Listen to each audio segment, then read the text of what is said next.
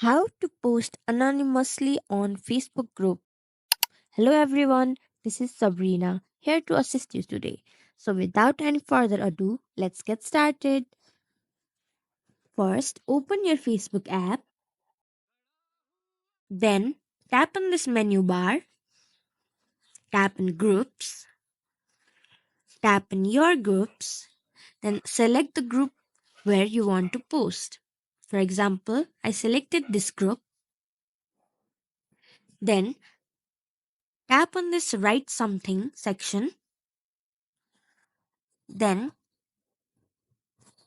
you can write whatever you want and what you want to post. You can also post pictures, tag people, or directly post it from your camera.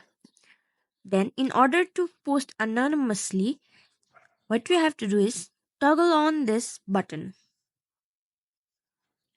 Tap and got it.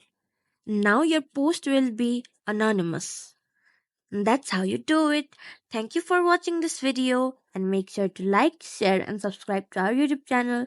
If you got any queries, make sure to comment them down and I'll catch you in the next one.